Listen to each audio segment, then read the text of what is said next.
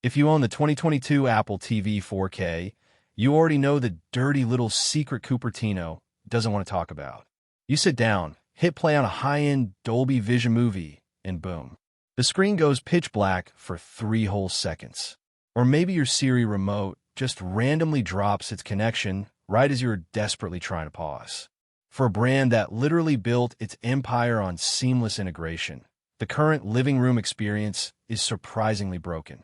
Honestly, I'll believe they have fixed these issues when I see it.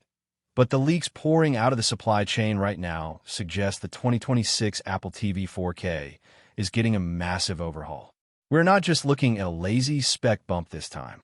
We're talking about aggressive hardware surgery to fix fundamental problems that have plagued home theater setups for years. Let us start with the most infuriating piece of plastic in your house, the Siri remote. The 2022 version relied on Bluetooth 5.0, which technically should have been fine for a standard living room. But it wasn't. Remotes froze, disconnected, and Apple literally had to push out tvOS 16.3 just to patch unresponsive controllers. According to Gurman and some very vocal chatter from Ming-Chi, the 2026 Apple TV is heavily rumored to adopt Apple's custom N1 wireless chip. We have already seen the N1 doing heavy lifting in newer hardware, and bringing it to the Apple TV means we get Bluetooth 6, Wi-Fi 7, and native Thread support baked right into the silicon. Upgrading both the transmitter in the remote and the receiver inside the box means pairing should finally be bulletproof.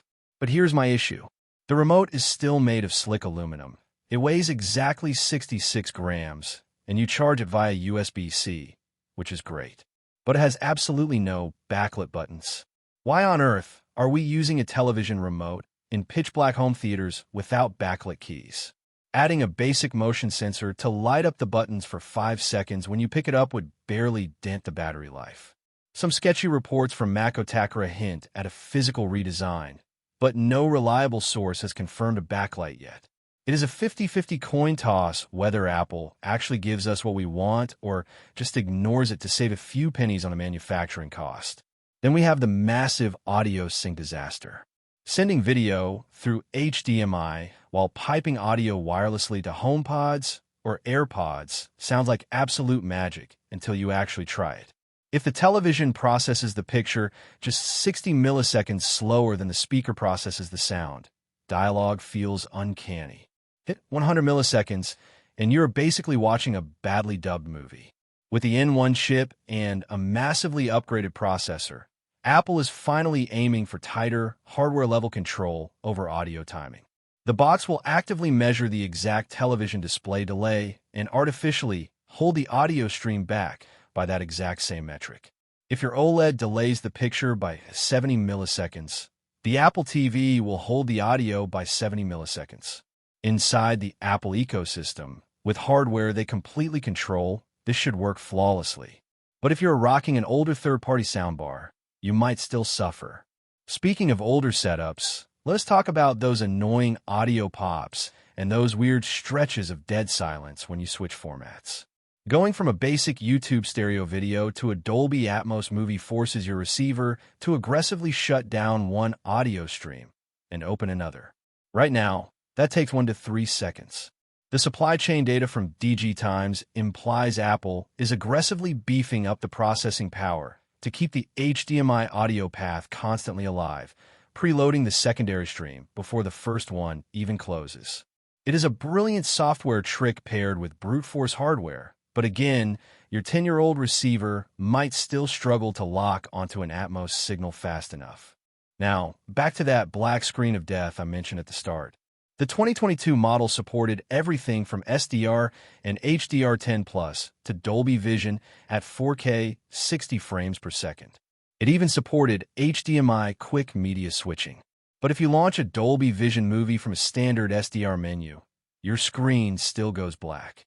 The Apple TV hasn't crashed.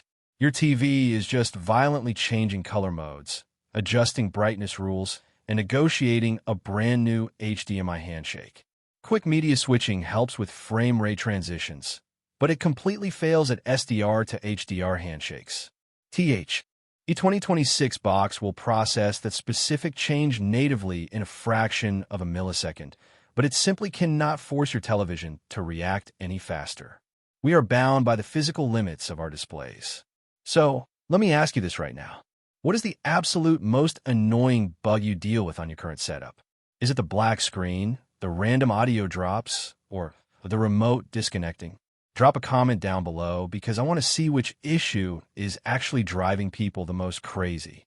Let us talk raw performance because the processor upgrade is where things get wild. The 2022 model rocked the A15 Bionic, which honestly had more than enough horsepower to scrub through a Netflix timeline. But Apple wants this thing to be a stealth gaming console. Reports from Shrimp Apple Pro indicate the 2026 hardware is skipping right over the M series and landing on a variant of the A17 Pro. Getting acceptable TSMC 3nm yields means Apple can finally stuff a 6-core GPU, hardware-accelerated ray tracing, and a dedicated AV1 video decoder inside this tiny black box without massive thermal throttling. They have already used this exact architecture to push Resident Evil Village, Death Stranding, and Assassin's Creed Mirage on the iPhone. But here is the massive elephant in the room. Storage. The old boxes gave us 64 or 128 gigs. Modern AAA games regularly demand 50 gigabytes apiece. You install 2 games, and your system storage is entirely nuked. If they want us to treat this as a daily driver for gaming, they desperately need a 256 gigabyte tier. Plus, having a powerhouse chip means nothing if you don't have the developer support. A powerful box with only 5 good games is not a real console. The RAM upgrade is actually tied to something much bigger than gaming. Multiple leaks point to Apple slapping at least 8 gigabytes of memory inside the 2026 model. Why? Apple Intelligence. The old Siri was incredibly basic. It could pause a movie or open Plex, but it possessed zero natural context. You could never just look at it and say, "Put on that funny show we fell asleep to on Sunday." The redesigned Siri, heavily integrated into tvOS, requires that beefy neural engine and expanded RAM just to keep 3 separate data streams alive simultaneously. The video player, your historical viewing context, and the active AI query. This completely changes how you interact with the interface. Instead of manually digging through fragmented apps with entirely different subtitle menus and back buttons, you just ask the AI to find a sci-fi thriller under 2 hours. Of course, Netflix and YouTube will likely fight Cupertino on data sharing, so full cross-app integration might remain a messy pipe dream. Before we hit the release date, we have to address the home theater enthusiasts. The absolute biggest failure of the current Apple TV is the lack of full lossless audio pass-through. Apple forces everything into compressed Dolby Digital Plus or their specific Atmos container. They flat-out refuse to support universal Dolby True HD, DTS HD Master Audio, or raw DTS bitstream pass-through. If you have a massive library of uncompressed Blu-ray rips on a local server, you want the Apple TV to send that raw, untouched audio file directly to your extremely expensive receiver. The A15 chip could handle it easily, so it was never a hardware bottleneck.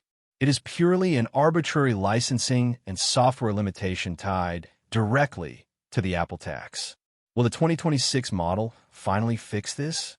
Sifting through the latest reports from the ELEC and various insider boards, nobody is mentioning lossless audio pass-through. It seems Cupertino is completely ignoring the audiophile crowd again, which means dedicated home theater nerds will probably stick to their NVIDIA shields. So when exactly can you buy this thing? Ross Young's display tracking and the broader supply chain timeline heavily point to fall 2026. The hardware is basically ready, but the device is supposedly held up waiting for the full rollout of the redesigned Siri software. That gives us a window between September and November. October 2026 looks like the safest bet, giving Apple enough time to finalize the artificial intelligence integrations.